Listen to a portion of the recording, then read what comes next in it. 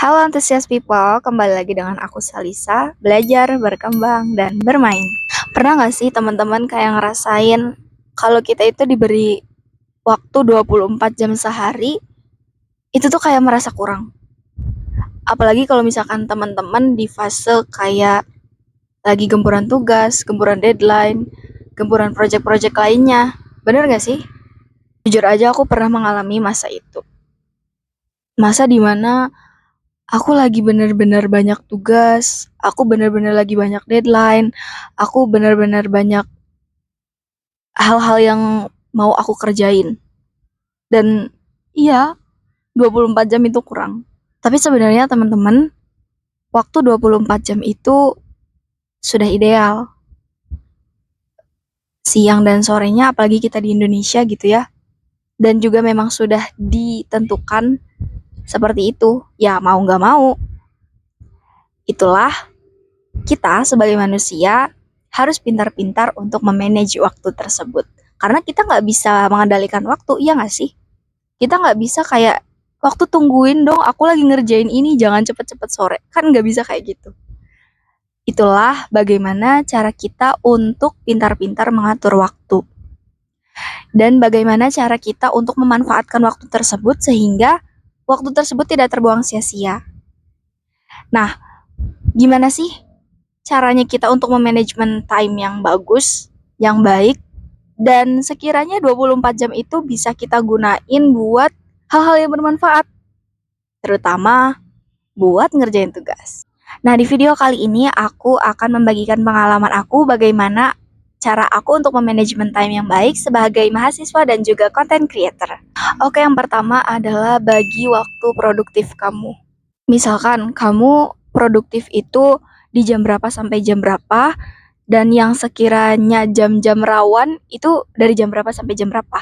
Nah, maksudnya produktif di sini itu ketika kalian bisa melakukan hal-hal yang mungkin bisa dibilang harus konsentrasi, harus fokus. Nah, itu kalian kenali gitu. Kalian bisanya di jam berapa aja. Contoh misalkan aku itu biasanya produktif di pagi menuju siang gitu teman-teman. Jadi nggak pagi-pagi banget, nggak siang-siang banget. Ya sekitar jam 7, jam 8 gitulah, jam 9-an itu it's okay. Aku masih bisa konsentrasi, bisa fokus. Bahkan kalau misalkan nggak ada distraksi gitu ya teman-teman, aku bisa melakukan hal-hal yang produktif. Di waktu produktif itulah aku harus memanfaatkan waktu aku. Misalkan nyicil tugas, terus memahami pembelajaran, karena waktu-waktu disitulah aku bisa merasa fokus dan kerjakan secara perlahan aja teman-teman, berproses, gak perlu satu waktu teman-teman bisa menyelesaikan semuanya, tapi gak apa-apa, dicicil aja gitu. Nanti takutnya malahan mengarah ke burnout teman-teman semuanya gitu. Nah, terus di jam-jam rawan seperti siang menuju sore itu biasanya aku suka ngantuk teman-teman.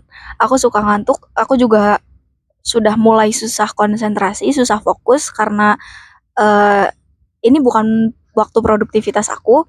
Nah, jadi ketika teman-teman sedang berada di jam rawan ini, teman-teman bisa melakukan hal-hal yang teman-teman sukai gitu. Kayak misalkan suka menggambar, melukis, atau hal-hal yang lainnya lah gitu teman-teman yang teman-teman suka. Tapi teman-teman kalau misalkan ada jam kelas di di jam-jam yang mungkin bisa dibilang rawan, aku biasanya suka bawa kopi. Itu pasti wajib banget, karena kalau enggak aku ngantuk dan aku nggak bisa mendengarkan dosen menjelaskan apa, dan itu merugikan banget kan gitu teman-teman. Jadi jangan sampai, walaupun gitu ya memang kita nggak ada yang bisa maksimal semuanya, tapi kita usahakan gitu kan, kita melakukan yang terbaik untuk hari itu dan tidak melakukan hal-hal yang kurang berguna. Apalagi kalau misalkan dosen menjelaskan di jam-jam rawan gitu ya teman-teman. Nah, itu aku suka bawa kopi, dan ya aku untungnya sih boleh bawa minuman gitu ya. Jadi dengan kopi itu aku bisa kembali lagi fokus ya, walaupun memang agak ngantuk gitu ya teman-teman. Tapi kalau misalkan teman-teman di fase masih mahasiswa atau mungkin yang SMA, itu bisa pakai apa sih namanya, makan permen atau ya coret-coret gitulah. Tapi yang pasti harus fokus untuk mendengarkan dosen, karena kalau kita nggak ngedengerin dosen, ya kita rugi gitu loh. Terus yang kedua, cara memanajemen time ala aku adalah menentukan skala prioritas. Aku biasanya menulis list tugas-tugas kuliah aku, kayak misalkan deadline-nya kapan, tugasnya apa, berat atau ringan, mudah atau sulit, banyak atau sedikit. Dan aku biasanya mengerjakan tugas itu, aku prioritaskan di deadline yang paling mendekat hari itu dan paling penting menurut aku. Kayak misalkan, aku dikasih beberapa tugas. Nah, aku sebisa mungkin setelah pulang itu aku catat supaya apa? Supaya aku nggak lupa tugas-tugasnya apa. Nah, setelah itu aku cicil, teman-teman. Aku cicil sedikit-sedikit. Nah, ketika sudah mendekati deadline, kan aku sudah mencicil dari hari-hari sebelumnya ya. Nah, itu aku usahakan selesaikan dulu di waktu yang mendekati deadline tersebut supaya nggak kewalahan gitu. Jadi teman-teman bisa juga menentukan skala prioritas teman-teman ya, menyesuaikan aja mana yang lebih penting dan yang mendesak. Itu teman-teman.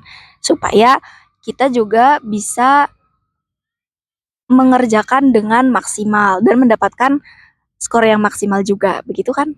Oke, yang ketiga ini adalah yang paling penting, nyicil is power. Ini teman-teman yang paling susah menurut aku untuk konsisten menyicil tugas. Jujur aja teman-teman, kadang distraksi itu kita nggak tahu gitu ya. Distraksi itu kan datang tiba-tiba dan kita juga nggak tahu durasi waktunya itu seberapa lama gitu ya. Nah, untuk mengantisipasi hal tersebut, aku biasanya menyicil. Gak apa-apa, sedikit-sedikit aja, perlahan-perlahan, tapi tetap dikerjakan. Nah, untuk menyicil ini, biasanya aku lakuin di malam hari. Kayak misalkan, aku nyicil menulis, merangkum gitu ya. Karena kan kalau malam itu, jujur aja aku kurang bisa gitu ya, untuk benar-benar fokus di malam hari. Karena malam hari itu jujur aja teman-teman, aku kadang suka ngantuk banget dan aku nggak mau minum kopi di malam hari karena aku takut nggak bisa tidur gitu sampai pagi. Nanti kesannya malah nggak baik kan gitu teman-teman. Nah, aku biasanya menggunakan waktu malam hari itu buat ngerangkum, nulis-nulis aja. Jadi nggak dipakai buat yang mikir berat gitu untuk memahami. Aku memakai waktu di pagi menuju siang hari untuk memahami pembelajaran gitu teman-teman. Nah, nyicil ini kita juga harus meluangkan waktu. Jadi jangan nunggu kalau ada waktu luang. No, teman-teman semua. Tapi teman-teman harus memanage waktu itu, kayak satu hari ini teman-teman mau ngelakuin apa, mau mengerjakan tugas apa dan harus dikerjakan tapi nyicil gitu, teman-teman. Jadi nggak apa-apa, proses gitu ya, perlahan sedikit-sedikit nanti juga bakalan selesai kok. Nyicil ini adalah salah satu cara yang terbaik untuk aku biar nggak kewalahan memanage waktu aku. Nah, yang terakhir, ini cara aku sebagai umat muslim, gimana caranya aku biar cukup waktunya 24 jam itu dan melakukan hal-hal yang produktif. Yaitu adalah, ini tips yang keempat, tips yang terakhir dari aku adalah membaca Al-Quran. Mungkin teman-teman di sini yang umat muslim, orang Islam, yang beragama Islam, pasti sudah tahu gitu ya. Kalau misalkan kita membaca Al-Quran, bukan malah mengurangi waktu kita, bukan malah menghabiskan waktu dengan hal yang tidak berguna. Tetapi dengan membaca Al-Quran ini, justru kita malah merasakan waktu itu lebih bertambah daripada sebelumnya. Entah itu mungkin kita bisa diberikan pemahaman yang cepat, pengerjaan tugas yang baik, dan konsentrasi yang bagus pula. Itu sih teman-teman yang aku rasain. Dan ini merupakan kunci aku supaya aku yakin aku bisa memahami ilmu ini, dan aku juga selalu minta sama Yang Maha Kuasa supaya aku diberikan pemahaman yang baik, yang bagus dan permanen gitu ya di pikiran aku supaya aku nggak cepat lupa. Nah, Di sisi lain teman-teman, membaca Al-Quran ini jujur aja kadang aku suka nggak nyadar kalau misalkan aku membaca Al-Quran mungkin 30 menit. Tapi aku ngerasanya hanya 15 menit atau 10 menit aja teman-teman. Mungkin itu keberkahannya. Dan setelah aku membaca Al-Quran, lalu aku ngerjain tugas gitu ya. Aku ngerasa kok kayak, alhamdulillah tugas aku udah selesai. Dan aku ngelihat jam, hah masih jam segini? Aku sering banget ngerasain kayak gitu. Kalau teman-teman kayak gimana? Boleh banget ya tulis di kolom komentar teman-teman. Oke teman-teman, mungkin segitu tips yang bisa aku beri ke teman-teman semuanya untuk memanagement time yang baik. Tapi lagi-lagi aku juga masih dalam tahap berusaha dan konsisten untuk melaksanakan time management yang terbaik. Aku juga nggak melulu berhasil kok buat memanagement time yang baik. Aku juga masih suka kewalahan, aku juga masih suka ngerasa 24 jam itu kurang. Tapi dengan tips yang aku kasih tadi, jujur aja itu membantu aku banget buat kayak jadi motivasi aku supaya aku nggak menyia-nyiakan waktu begitu aja gitu teman-teman. Dan yang pasti buat teman-teman yang masih susah untuk mengatur waktu, ayo bareng-bareng gitu ya kita memanagement time yang baik karena waktu itu adalah emas dan gak bisa diulang teman-teman karena bukan waktu yang menunggu kita gitu. Dan kitalah yang bisa memainkan waktu tersebut dengan hal-hal yang berguna.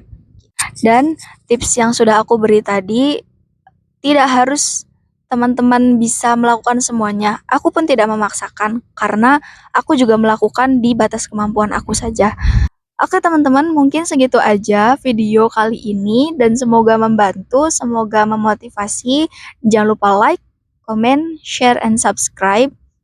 Kalau misalkan teman-teman ada yang ingin aku bahas, boleh banget tulis di kolom komentar. Dan jangan lupa subscribe karena satu subscribe dari teman-teman bisa membuat aku untuk termotivasi agar aku bisa membuat video-video yang bermanfaat selanjutnya.